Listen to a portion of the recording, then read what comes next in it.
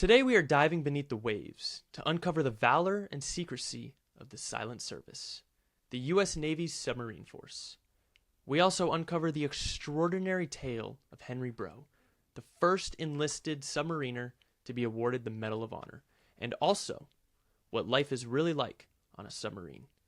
We are joined by Ryan Walker, former submariner and author of the soon-to-be-released book, The Silent Service's First Hero. Enjoy the episode. So Ryan, welcome to American History Gazette. Thanks for having me. I'm glad to be here. Now, before we get into it, I'm just curious, what has inspired you to write this book, The Silent Service's First Hero, about Henry Breault, and what's inspired you to study naval history? The first thing that I think is really important to understanding my connection to the story is that I was a submariner myself. I served in the submarine force from 2014 to 2019, primarily aboard the USS Springfield, but I did spend other time on other boats.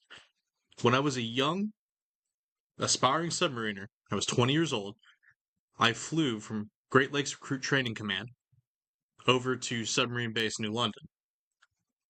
And in the middle of a blizzard, one of the first assignments we got was to go down to the Submarine Force Library and Museum, also known as the Nautilus Museum, here in Groton, Connecticut.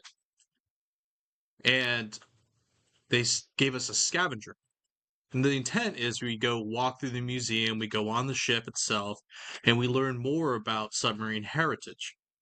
And the very final question on the scavenger sheet was, who is the only enlisted submariner to receive the Medal of Honor? And the answer's not that hard to find. You walk right into the museum, you take a right, and before you go to the ship itself, there's an exhibit on the left-hand side. That's the Medal of Honor section.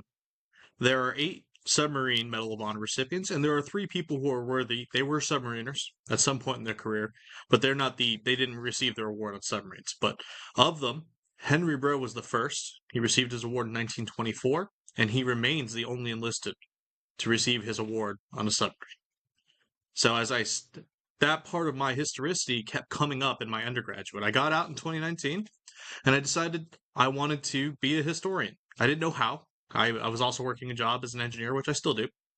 And I found myself gravitating towards, initially I wanted to stay as far away as possible from naval history. It's like I spent too much time there. But over time, I kept gravitating towards those subjects. And that's when I realized, you know what? I want to write my master's thesis on a naval history topic. And I started looking around for naval history programs, and University of Portsmouth in the UK had a distance learning program. So I was like, you know what? That's perfect. They hit it. And then I was sitting and listening to the list of assignments we had to do. And there was a minor history project. So there was a major history project. I already knew what my thesis was. That's the thesis. And there was a minor. And the minor's like, you know what? 5,000 words? That's perfect. I can talk about Henry Breault and how he became a hero and everything like that. And that's really the origin of this book, a assignment during my graduate program at the University of Portsmouth. Wow, that is so incredible. I wasn't aware that you were a submariner yourself. What was that experience like? Was that a pleasurable, enjoyable experience? Did you enjoy your time as a submariner? It was the most difficult thing I have ever done. And a lot of my work ethic comes from it. And I do have good things to say about the people I serve with and the people who relieve me.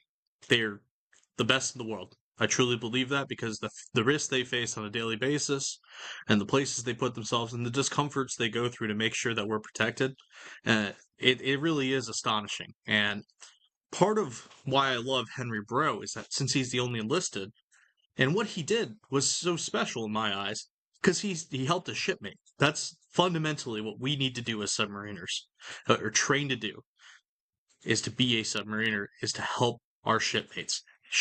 Shipmate self. Yeah, that is absolutely incredible. I completely agree with you because something that I've learned is all of the submariners, they volunteer to go onto the submarines. They want to, and they're volunteering under these terrible conditions. I mean, you could be down there for months. It is not, a pleasurable experience. Like you just said, it's the hardest thing you've ever done. So kudos to all the submariners out there, protecting our freedom. And the U.S. Navy submarine force is referred to as the Silent Service, which is a pretty badass name, in my opinion, because It encapsulates the stealth and secrecy that shrouds the submarine force, which is another thing that grants me a lot of respect for the submarine force because it's referred to as the silent service, and these people are volunteering for it. So they're not volunteering to be in headlines or making these incredible stories of the news. They're doing it because they want to, and they're going to be working to protect our freedom in the shadows, and they know that. But can you explain to me exactly why it's called the silent service and how it got that name?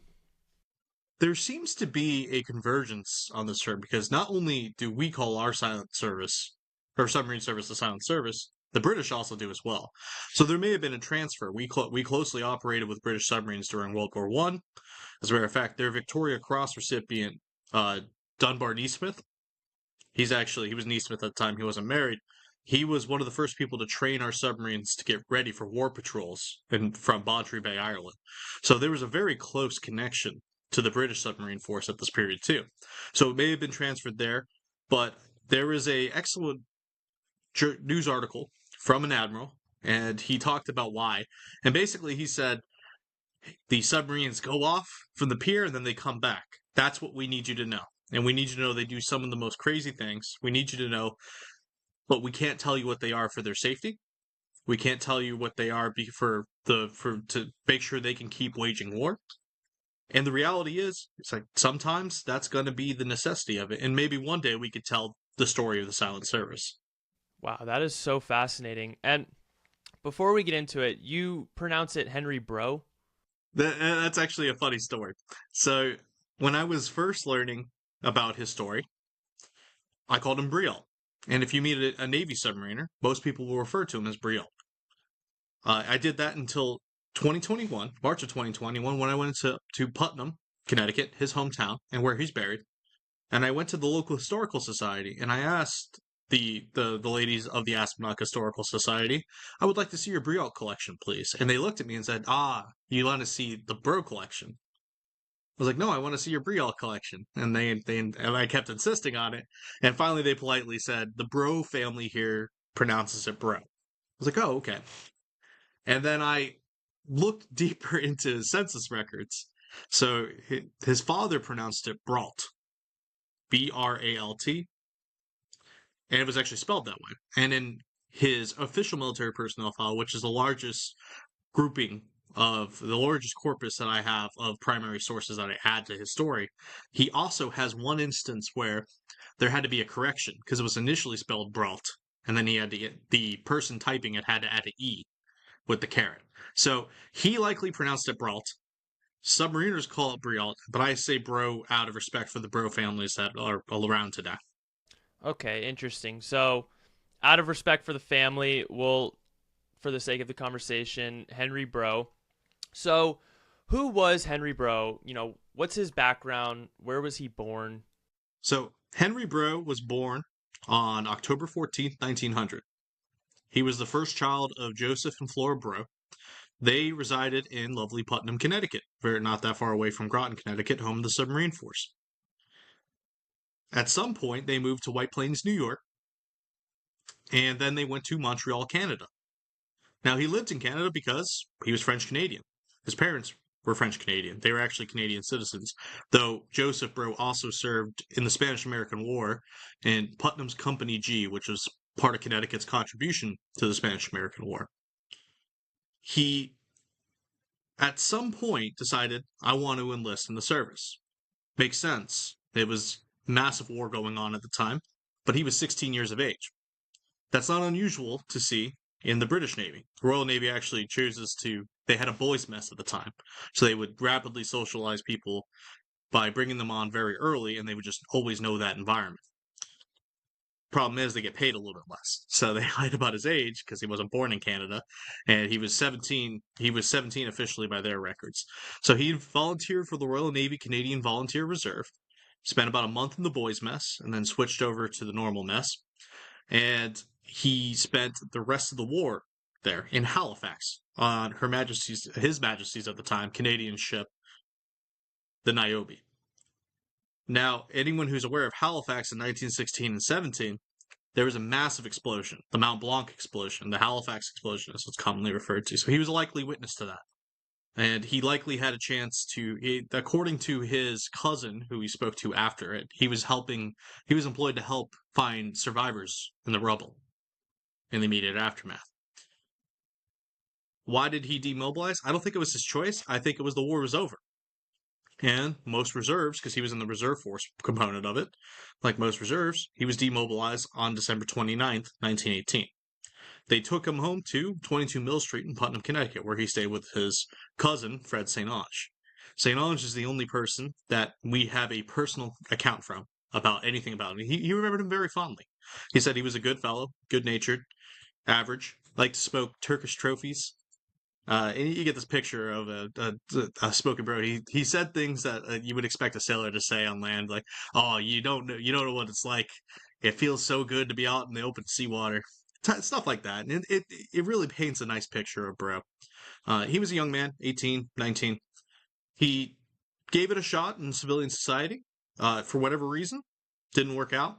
He made his way to Grand Isle, Vermont, which huge part of the story because I actually just went up to Vermont and the representative from Grand Isle, his name is state representative his name is Michael Morgan.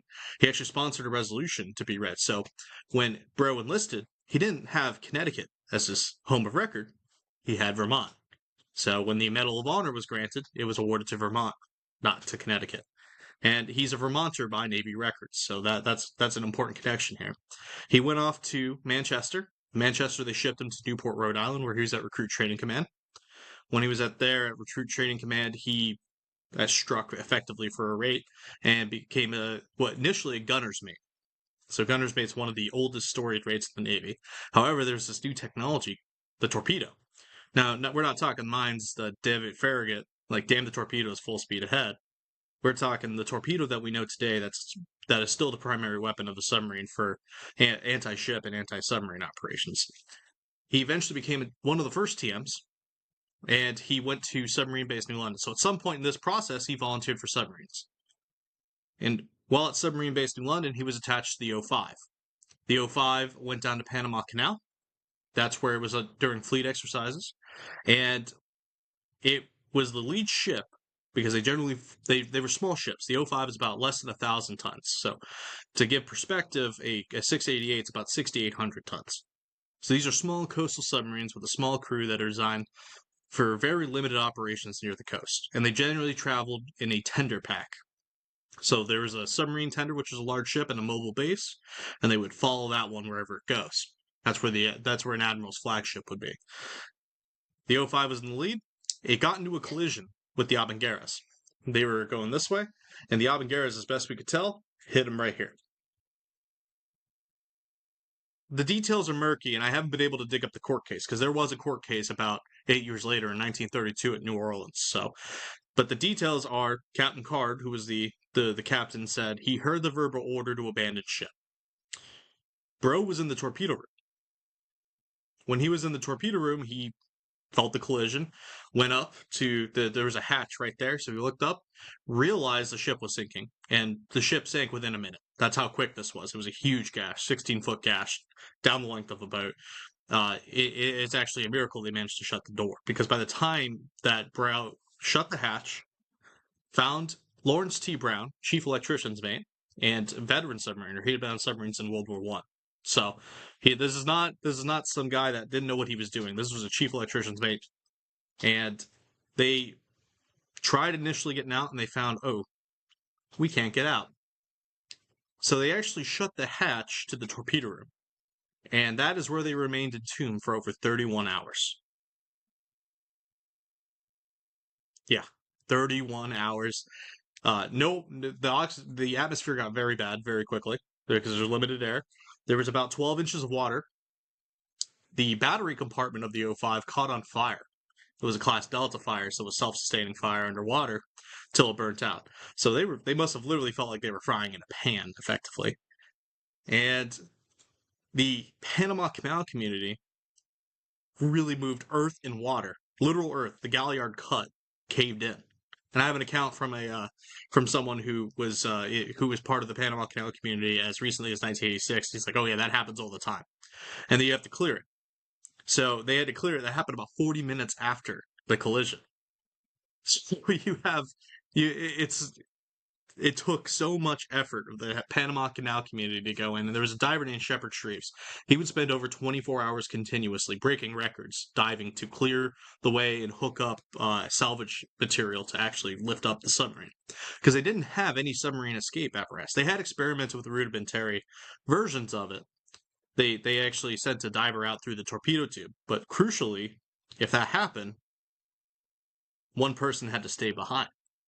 So they both decided 40 feet of water, we're still going to stay down here, and it's either both of us or neither of us. And after 31 hours, they get up, they go through the hatch. There's a dramatic picture of it. And Breault had caisson disease, which was pressurization sickness. It's colloquially known as the bends. Divers still get that every once in a while. And he gets whisked off to the 07 in a depressurization chamber to ratchet it down to get him back into the normal atmospheric pressure.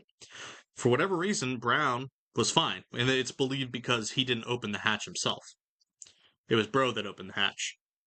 So, air rushing out, that's what caused it. But Brown had time to adjust. And he told the story. He said, that man saved my life. That man is the reason I'm here today. And that is when Captain, then Lieutenant, he was the commanding officer, Harrison Avery, started writing the recommendation path that would eventually lead to Breault receiving the Medal of Honor on March 8th, 1924. Wow, that story you just laid out, wow, that is absolutely remarkable. I mean, the absolute bravery to go back for, his buddy down there in the torpedo room.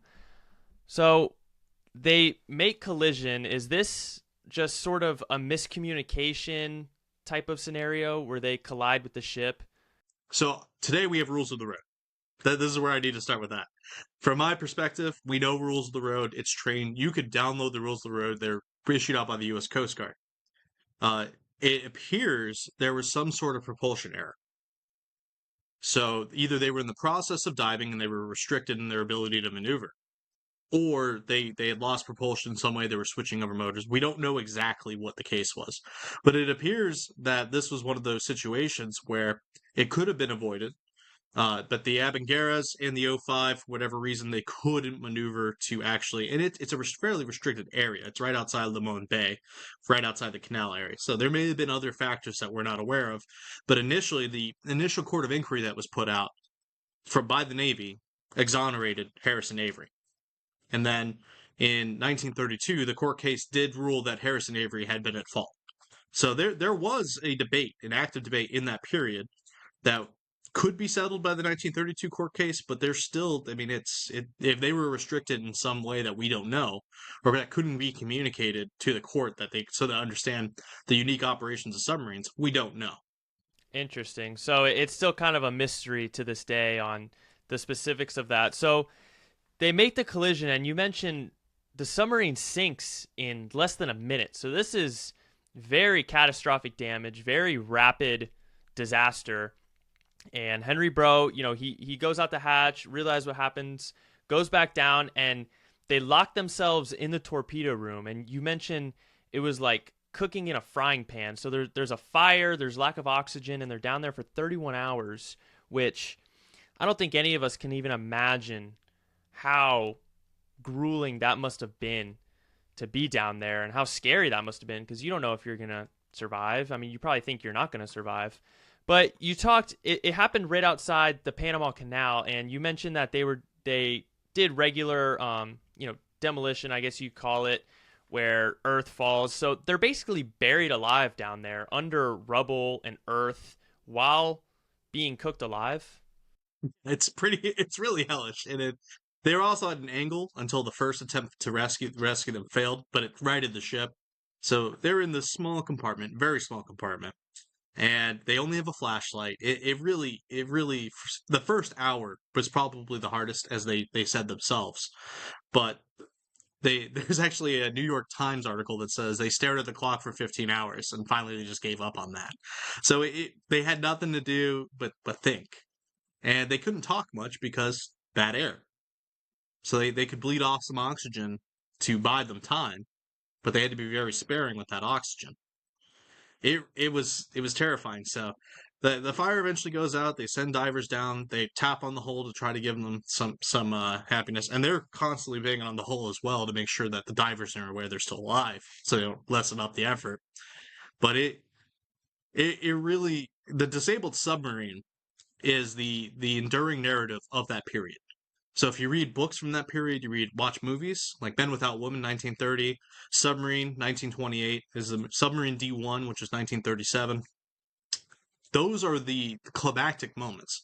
So we watch a modern modern World War II movie. I can't say that, but a World War II movie. The climactic portion is the depth charge, and this was the prior climactic moment. The climactic scene is the rescue from some harrowing disabled submarine situation. Over 2,000 submariners died from all navies during Breault's career in submarines, and that does not include the period before or the USS or any of the World War II boats that were lost. So submarines, even in peacetime, are a very dangerous occupation. In collisions, disabled submarines are amongst the worst. Wow, yeah, that really goes to show you how treacherous and how dangerous of a job this really is. I mean, even in peacetime, there's such a high threat for disaster, but they ultimately get rescued. I mean, what does the rescue operation look like? Do they kind of attach the submarine to a crane and pull it up, or do they send divers down and kind of give them oxygen to swim them up? How does that work? So they use divers to clear the area, and they use the two largest crane barges in operation, the Hercules and the Ajax. Then they just happened to be at the Panama Canal, and they were on the opposite side of the Galliard Cut. So as they clear the Galliard Cut and they move them in there, they attach that, and they actually had to send Shepherd Shreves down. The first three attempts failed. On the fourth attempt, they raise it. And the reason they were able to raise it is they actuated what's called salvage air to pressurize the compartment that was most flooded so they could raise it up without all that ballast weighing it down. It was fairly primitive by modern submarine escape standards. And this would spark, allegedly, one of the people that was a witness to this was Edward Ellsberg. And Edward Ellsberg he was one of the people that helped with the McCann diving. He was in charge of salvage rescue commands, and he helped with the McCann diving chamber, the Momsen lung. So these submarine escape activities would slowly. We knew that this was an issue, and they were developing it. But this accelerated development along with the loss of the USS S-51, S-5, and S-48, and S-4. Wow, so very primitive, but luckily they got him out. But it seems that, the Navy, the submarine force, they kind of learned their lesson, which I guess is a net positive to come out of this. Well, maybe not a net positive, but a positive to come out of this of learning your lesson on submarine escape. So his higher ups put in the citation to get the Medal of Honor, and eventually I think it's Coolidge who awards him the Medal of Honor. How does that process work, where he eventually gets the Medal of Honor, and what's the ceremony like with Coolidge and all that? It's important to note that the Medal of Honor that was granted has gone through a revision process. There's an excellent book that I cite, Dwight S. Mears. He's done a lot of excellent research on the Medal of Honor, and he actually says that the interwar period he called it the bifurcated period. So the Army was tightening revision. They had experienced combat with World War I, and they were tightening the restrictions to make it more combat oriented. The Navy generally said, we're going to give it to whom we desire. And there were 15 Medal of Honor recipients from this period, but they were for things like flying to the North Pole, for saving the crew of the Squalus, which was another disabled submarine in 1939. And, of course, Breault saving his shipmates. So the combat restriction wasn't seen as crucial to the Navy aspect of it. Now, that didn't mean they were willing to give these out very frequently. Like I said, 15 in about 20 years. That's pretty minimal. But if you look at the award that Breault got, Breault was initially recommended for a Navy Cross. Now that actually fits in with the idea of the Navy Cross.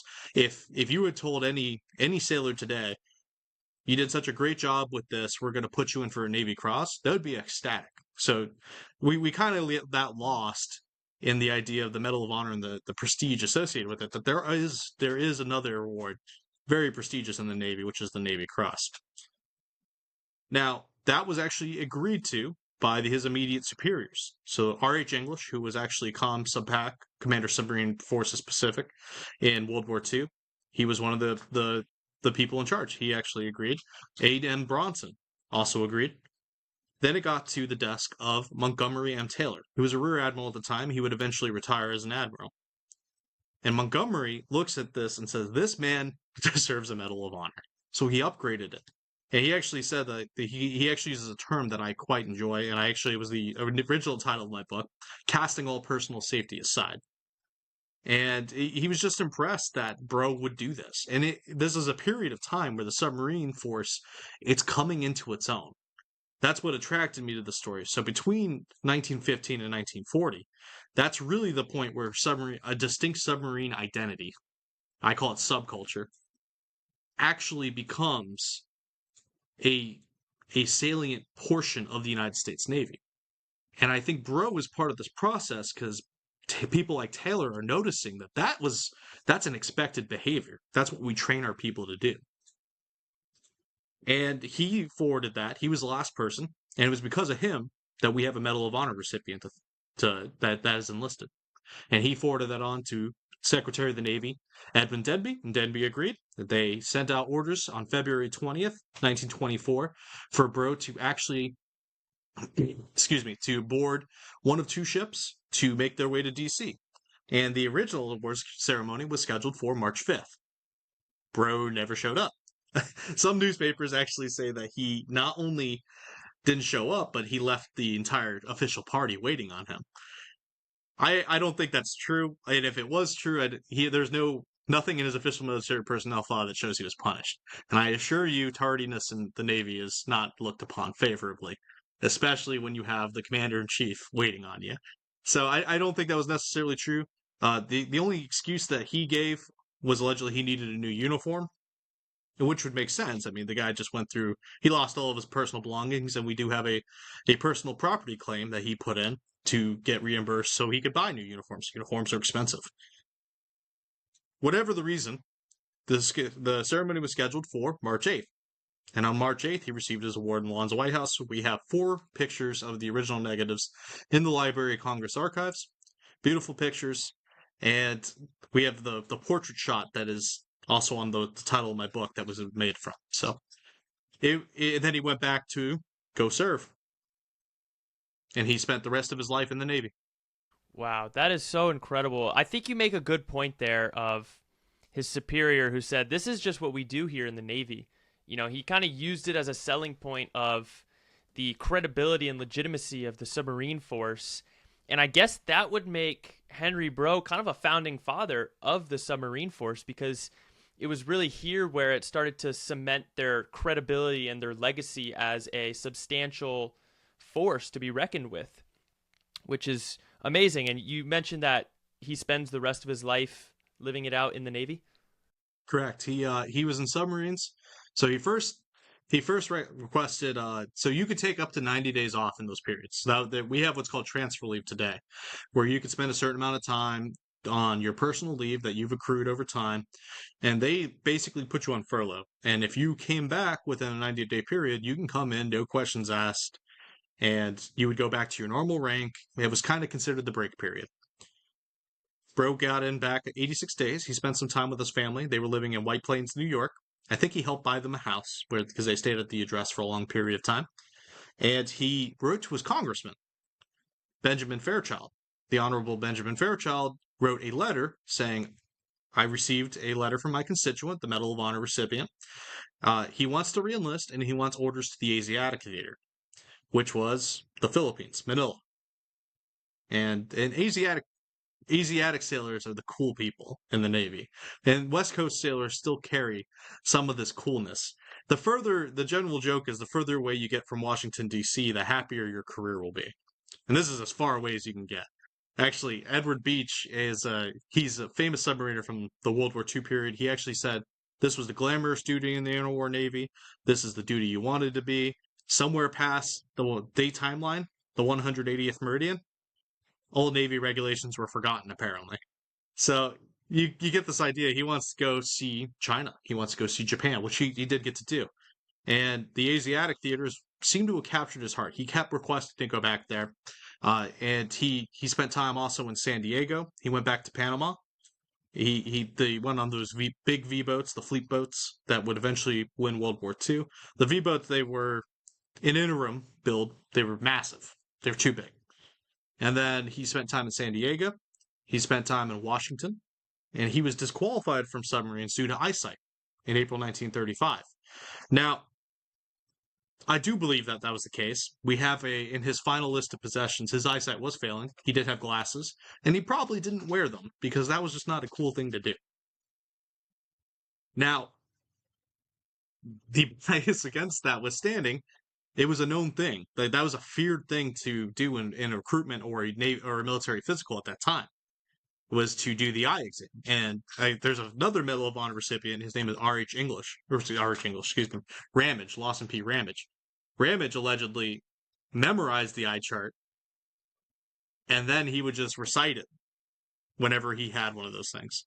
So you do have this idea of it being feared, and he probably got caught by a good medical doctor who was looking for that. And this was a period of time in the 1930s initially where they were looking to downsize the Navy rapidly. So they weren't willing to look the other way for a lot of these things anymore.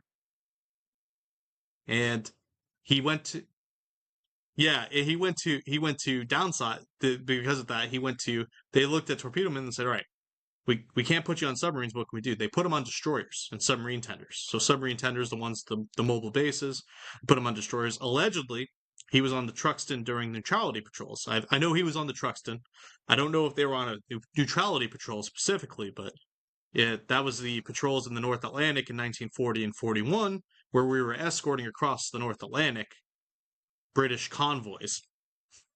So he may have fired upon submarines at that time frame, but at some point he said, yeah, destroyers are for the birds. I want to go back on submarines. He volunteered to go back, and when he went back, he went to where it all started, submarine base New London. It had grown rapidly since the last time he'd been there, but when he went there, he was like, all right, Doc, I'm ready to go back in. I'm ready to get medically requalified. And we have a handwritten note in his official military personnel file that says, this man belongs in a hospital. And they discovered his heart ailment. He had heart anemic attacks, and it looks like in December 5th, 1941, while he was sweeping a passageway, he just keeled over dead. Looks like he had a heart attack. He was 41 years old. Wow, that's a shame. I think what you just laid out gives us a lot of insight into who he was as a person. I mean, he seemed like a very macho swagger, cool guy. Didn't want to wear glasses because it wasn't cool. You know, like you mentioned, the further away you were from DC, the cooler you were.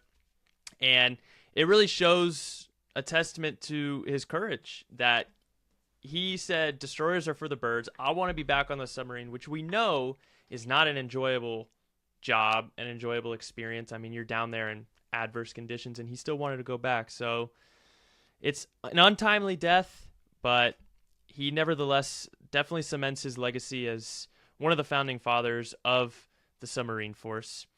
But I want to get into what it's like to be a submariner now and kind of submarines overall. We talk about Henry Breault and his incredible story, but when it comes to submariners in general, what's everyday life like on a submarine, and how big are the crews generally?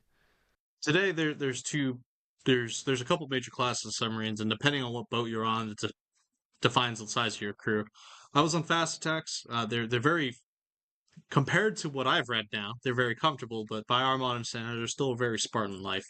We still hot rack, which means we still share racks with our friends. So there's 3 people to every 2 racks. Because the way the watch sections are organized, there's 3 watch sections, so 1 on watch, 1 getting ready, like doing maintenance, kind of awake. They're ready, they're available, and then 1 in the rack. So in theory, there's always the racks available, even when their switch out times are happening. That's it's not the most pleasant thing, and it's generally the most junior people that have to do that. So you not only have to share the space, your only private space on board, you also have to share the rack space that you have. So 2/3 of it already you're already reducing the amount of actual space you have. Now, that's not an unusual occurrence in most submarines, except for the boomers, which are the really big, nice ones, the Trident class submarines, the Ohio classes that are really big and very comfortable. We now have a lot. Good engineering has made submarines significantly safer and more fail-proof. And I'm very thankful for that. There is actually a anniversary coming up that I would like to recognize, which is the loss of the USS Thresher, which was on April 10th, 1963. So we're approaching the 61st anniversary of that. And the 129 people that died on it, they birthed SubSafe, which is Submarine Safety Program. And it's because of that that our submarines are so safe today. They really, it's another indication of what lessons learned came about from disasters. But unfortunately, we have to learn it the hard way.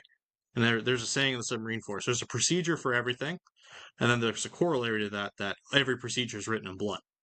Yeah, that definitely seems like another one of those instances where it was an important lesson learned, but a difficult lesson and a tragic lesson. That's a pretty jarring but poetic saying. There's procedures, but every procedure is written in blood. I mean, I guess that is pretty true.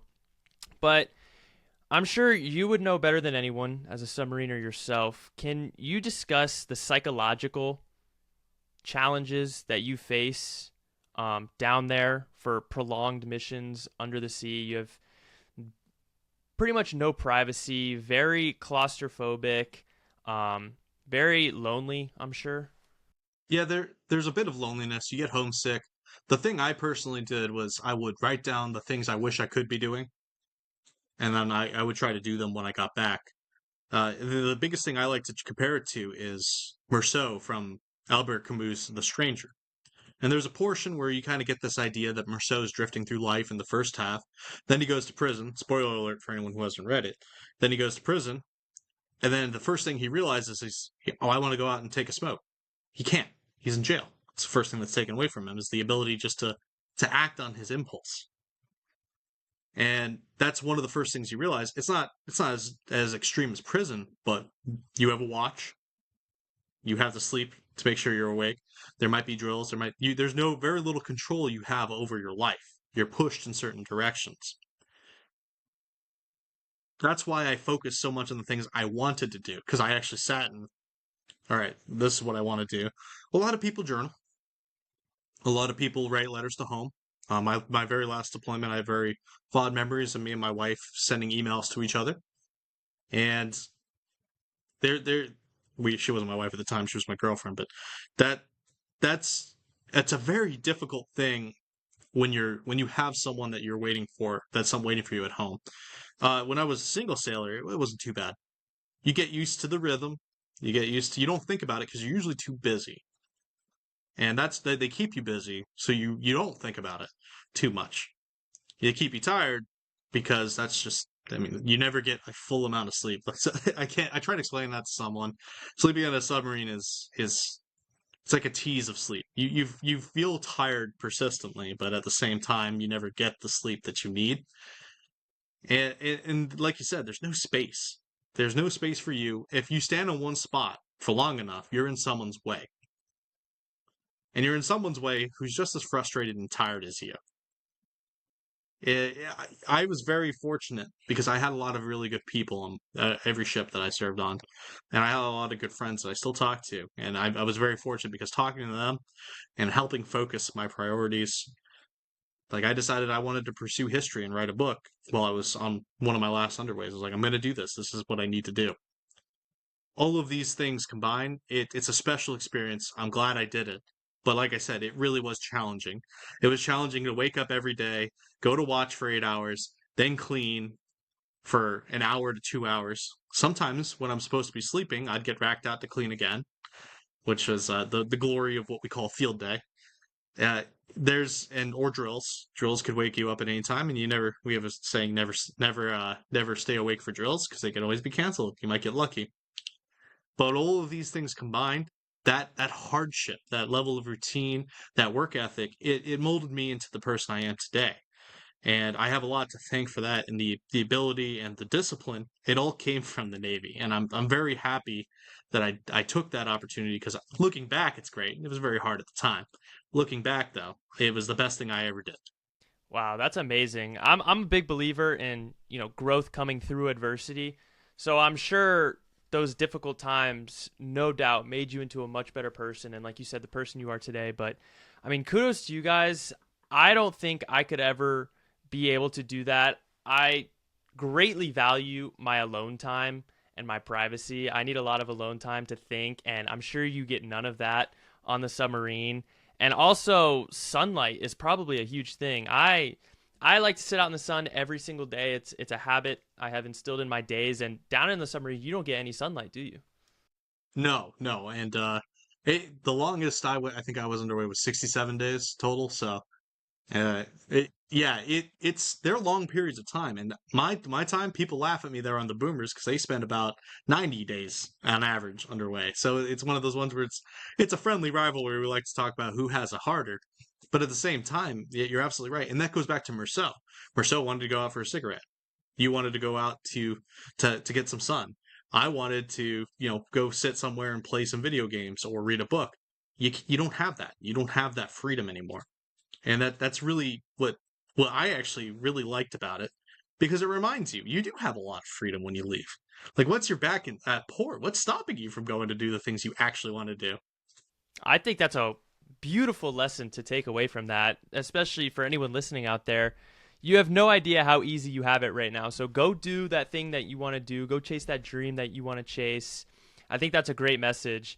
But I'm sure it is a rude slap in the face once you get aboard, is like you mentioned in The Stranger. You can't satisfy those instant impulses that you don't even think about in your normal day-to-day life. Like, oh, go for a smoke, go outside, get some sun.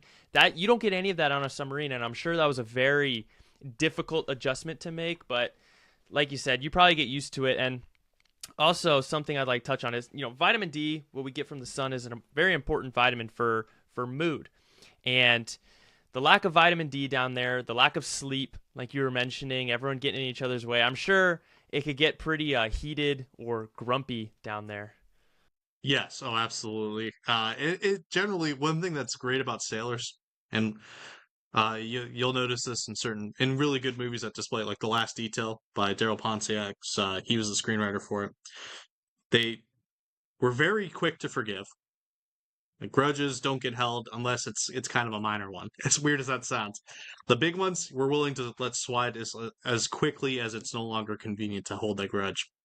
And then we're also quick friends. And the second we're back in port and we're all out and having fun together, everything's forgiven. Nothing was held against each other. But at the time, you have to work through those moments. You have people you can talk to. You have authority if it's needed. Very rarely needed. I mean, there are some small spurts of fighting, but there's very rarely injuries or this type of thing that needs to get escalated.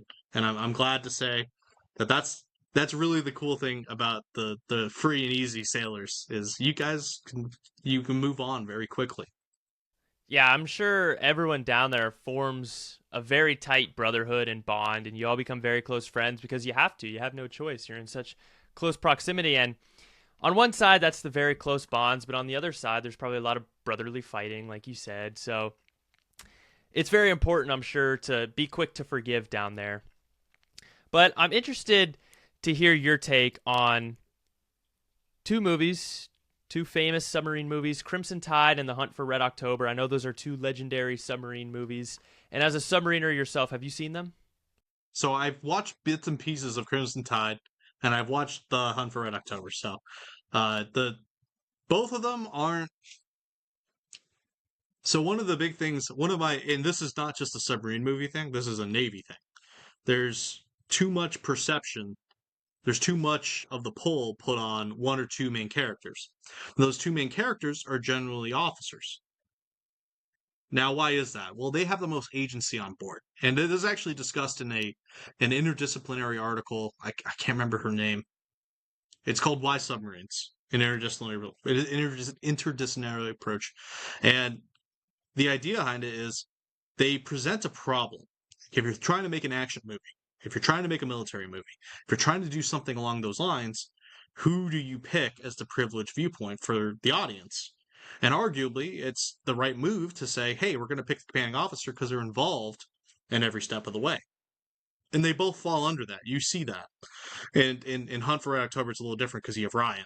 Uh, you have the main character is Ryan, and he's the kind of the one leading the way. But the person that's going to get the most screen time is Vasily, Captain Vasily, and all the officers that are in charge. And then you get Jonesy, who never gets relieved for some reason. Like if we have extensive teams, it really is impressive at the level of coordination. Yes, the commanding officer owns a responsibility, and they deserve a lot of the praise and credit. And that's a very reasonable thing to say and to portray. But one of the funnier movies that actually most people show more authentically shows the sentiments is Down Periscope. And that's kind of it makes fun of the old Ward movie Up Periscope, and it has a very unconventional officer, Lieutenant Commander Dodge, and he's got his unconventionalness as a nuclear officer is displayed by the fact that he has "Welcome Aboard" tattooed on his penis. So that's kind, and then you see the interactions, like the cook kind of messes with the XO a little bit, which for any XOs listening, cover your ears. But they do that. We mess with each other in certain small ways, and then you can see them gambling. Like, yeah, I bet $5 we're not going to make it. I'm like, I'll take that. Small things like that show the actual interaction. Sparky, some guy getting shocked as he's working on electrical equipment, but doesn't really seem to get fazed by it. Those small things are more of my experience and more what I think would say with authentic experiences. But it's very difficult to make a cultural representation actually accurately reflect.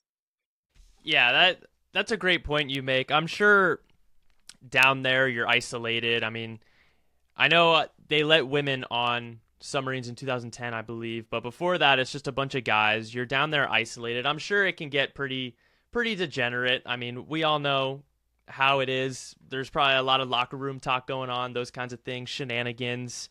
But I'm sure as a military person yourself, it's kind of frustrating to watch movies about the military because they do have to dramatize it and have main characters for the story, and like you said, that doesn't necessarily accurately represent what it's like.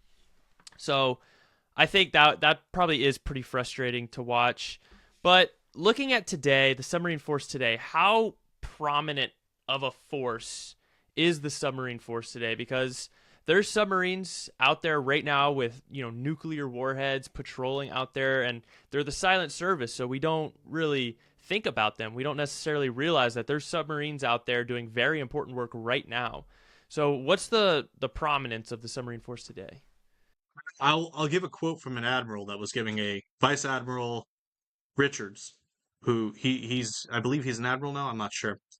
He was Com Sublant, Commander Submarine Force Atlantic, and he was giving us a brief. And they generally did this yearly, so they're very involved with us, and they try to send the message of the Navy, of the higher ups of the Navy. Now, Richards was a Cold Warrior, which means he served during the Cold War, and he's an Alabama guy. He likes talking about football, stuff like that. That's why he's so memorable in my mind. But he said something his predecessor had also said to me, Vice Admiral Tafalo, not personally, but in a large audience. And they said the most important mission in the United States Navy is to be on a deterrent patrol on a Trident class submarine. And then they all said the same thing, like, no, hold on, I'm in Groton, home of the fast attack submarine force. Why am I saying that? And he said, because it's true. We use them every day. Every day they're out there, they use them. And I think that reflects the prominence of the submarine force. We're dependent upon every step of the way in every operation. And we are the kings of doing more with less. We have the fewest amount of sailors, but we operate a significant portion of the United States Navy. I believe it was 2% of the Navy is qualified in submarines. And we operate about a fourth of the ships that the Navy has that's combat ready. So I can't say we anymore.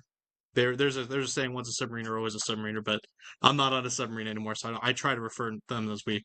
So the submarine force today, and the people who relieve me, they are way better than I ever was. They have the adaptability they're very good at it. And the people who I serve with that are now leading divisions, man, I'm very proud of them. Because they went back and they knew what they're doing when I knew them. Now they have years more of experience. I can't imagine how well they're doing now today and leading those people who I think are doing better than myself. Wow, that is so amazing. So it seems to me that we're in very good hands. I feel much more protected, and I feel much more aware and appreciative of the submarine force. Because leading up to this conversation, I didn't really know much about it. I didn't realize the work they were doing in the shadows. So I have gained a lot of appreciation for the submarine force. Um, it's a very large aspect of our military, and a lot of people are worried about nuclear warfare today, and the submarines are a huge portion of that. I mean, I was watching a video on YouTube, and it was a submarine commander, and he was talking about their role, and he said our role is protective.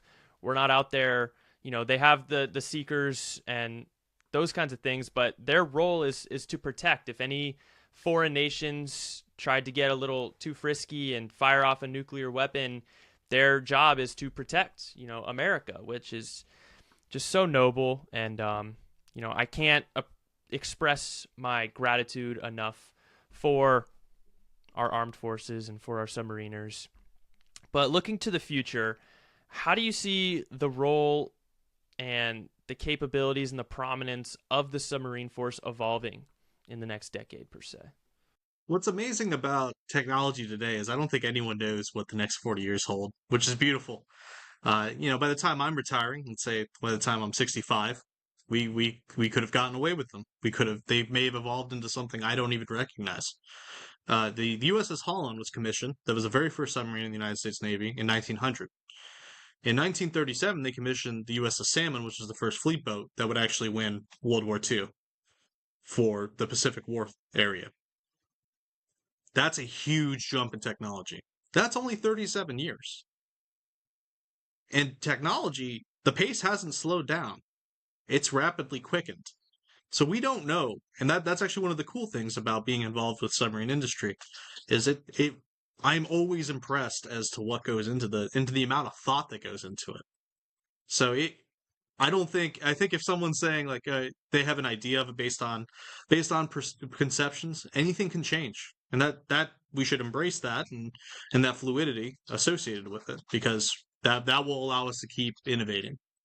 Yeah, no, I think that's a wonderful point because technology moves on an exponential curve. And 10 years ago, iPhones were just coming out. And you look at, iPhones today and how advanced they are, and everyone has them. And if you look 100 years ago, you would be so lost if you went back 100 years and just think how slow technology evolved over time. And then the Industrial Revolution kind of hits, and it's just bam, it's just an exponential curve of development. And now what we're seeing today with I mean, AI is very new, it's very primitive. And like I said with iPhones, look how much they evolved over 10 years. Can you imagine AI over the next 10 years? It's kind of scary to think about. And it's interesting how AI might be, applicable to the armed forces and to be specific, the submarine force. So it's going to be very interesting to see how fast technology escalates. But that wraps up our conversation, Ryan. I want to thank you so much for coming on. I want to thank you for your service to our great nation as a submariner yourself. Why don't you tell the people about your upcoming book? When's that coming out? So the provisional date out there, it's in the proofreading stage right now. So pretty much all of the editing's done. We're just going to correct the minor errors that there's plenty of them. I'm not perfect, and we're expecting it to be in July 30th through Pen and Sword. There is a pre-order link, and I hope it gives everyone a perspective because this is a microhistory. It's not a biography. It's really just a look at Breault because I don't have his journals. I don't have his letters. I would like to get those. But this is from naval documentation that was associated with his career, and I reconstructed his life and tried to get a perception, a possible range of experience that he can give. So everything in there, it's an idea. It's using his life as a vehicle to understand not only the submariner, but a person, a sailor in the American context between 1900 and 1941. There might be some things that challenge perception. Like 1930s, he wasn't part of the waves of homeless people, the Okies going to California. He was employed. He was a submariner, and he was part of American culture. But he also spent a lot of time in Panama. He also spent a lot of time in the Philippines. One of the great movies of that period is Born to Dance, which was released in 1936. It's my favorite submarine movie of all time. And they come back from a 4-year cruise. They left, let's say, 1932, and they come back in 1930, or let's say they get left in sometime before 1932.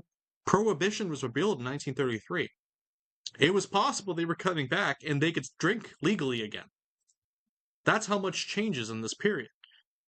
So really, I hope it gives a better perception that all of these indications that we have of all of our perceptions of these periods, there was a wide range of variants that could be experienced. And I think Breault had a really unique perspective because he was both a part and distant from American culture for a long period of time. I hope you give it a shot, and I hope it teaches you to appreciate the submarine force, and especially what those interwar sailors did to make sure that we were ready for World War II. Yeah, 100%. I think that's beautifully said. His story is so fascinating because he was such a well-traveled man at such an imperative moment in American history, and he really encapsulates American culture and then outside of American culture and so many different aspects. But I will definitely have the pre-order link in the description for you guys who want to check that out. Ryan, I want to thank you so much for coming on. It was an absolute pleasure. Thank you for having me.